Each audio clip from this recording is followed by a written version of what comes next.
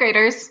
I just want to say how excited I am to see what you come up with this week. I know that you learned some interesting facts about your topic last week, and you learned some reasons why it might not have been the easiest life if you were an American colonist. It was not all puppies and rainbows and flowers and lovely things like that. So I can't wait to see how you put it into your page and educate us on your topic. So you're doing a great job so far. I want to give you just a couple of quick tips for working in Google Slides today to help you get prepared to make your page in our class book.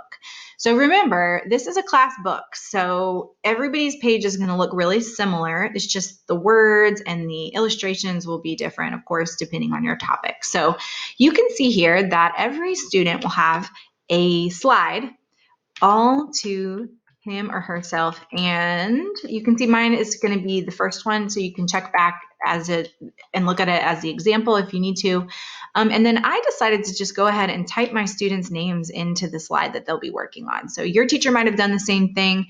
You might be typing your own name in, but I'm going to have my students look for their name and only type into that slide, because once we have multiple people editing a slide, it gets kind of all kinds of crazy, and we're also not going to do that because it's an independent writing piece. So you're only going to work on your slide. Be careful. Check every time you go in to work on this. Check to make sure your name is there. So you'll notice they're all exactly the same, and that's on purpose. We want to make sure that our font is the same for our book. We're not going to change the font. I'll show you in a second that you can change the size if your text doesn't fit, but we're not going to make it purple. We're not going to change it to something that you like better because it's a book, right? When you read a book, usually the fonts are consistent throughout, and it's going to be the same for us. So please do not change your font and only edit your slide. Okay, so here's how you do it. You will notice that these boxes in the background, those are not movable. So you don't have to worry about resizing those. You couldn't get to those if you tried. The things that you can edit are the text boxes. So there's one here, your name text box, but if your name's already there, just leave it alone. There's one here, there's another one here. And there are two ways that your mouse could look when you click on these. It could turn into like an eye, like that. Can you see it?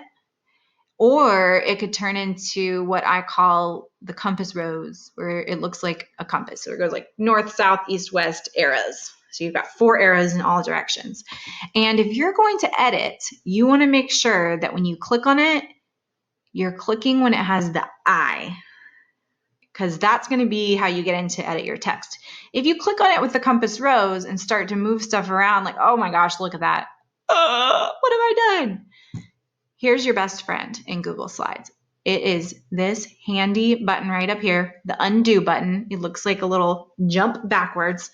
I use this button approximately 4,575 times a day because I make mistakes all the time. So if you do something like this on accident, or if you realize, oh my gosh, it's all sideways, and what did I do? Just click undo, undo, undo slowly, and it will take you back to where you were before. So never fear, if you make a mistake, undo is here. Don't forget about it. Okay, so when you want to type, you can just click once at the end of this text and backspace, backspace, backspace, backspace. But if you don't want to press backspace a bunch of times, you can double click on your text, and that'll highlight one word, or you can click 3 times, 1, 2, 3, and it'll highlight the whole thing for you, and you can just hit backspace 1 time. So any of those ways will work. Just erase the text that's there and begin typing your own word here. Sound good? Same goes for your heading. Nola, thank you for letting me use your page as the example. Here is my heading. You're going to remember to capitalize all the important words in your heading, right? Because it's a title. And your handy hint, I'm going to click 3 times, so I just can backspace once and then begin typing your handy hint. So that's how you edit the text boxes. Remember, if you accidentally do this or that, or oh my goodness, Or, oh, I deleted it. Where did it go? That happens to me sometimes too. What can you do? Just click undo. Undo. It's back. Undo. It's where it should be. Undo. Nice. Undo. Thank goodness. So if you have a moment where you're like, oh my gosh, I have to talk to my teacher immediately because everything is messed up and gone, and I've had those moments too. But don't worry. Remember undo. If you get nothing else from this video, it's the undo button. Okay. All right. So we will move on from here. I'm going to click undo even more times so Nola's page looks fine and ready for her whenever she's ready to start typing into it. I would like to show you actually one more thing on this page. What if your main paragraph or your fun fact or your handy hint takes up too much space and it's like really, really, really long? I'm just putting in a bunch of nonsense here so you can see what it might look like. Okay, so what if yours goes all the way down into your fun fact and you're like, I can't read that. What are we going to do? So here's how you can change the size of your font to make it smaller and make it fit. I don't want you to change the font. Please do not change what the font looks like. Don't change the color.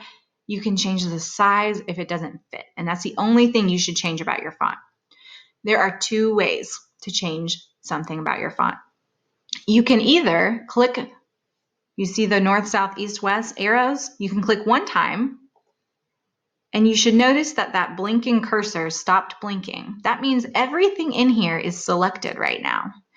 And you can go to this font size and change it to, I'm just going to take a guess, 18.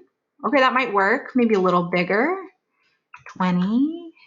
Oh, we'll just click on this little up arrow, go a little bigger, a little bigger.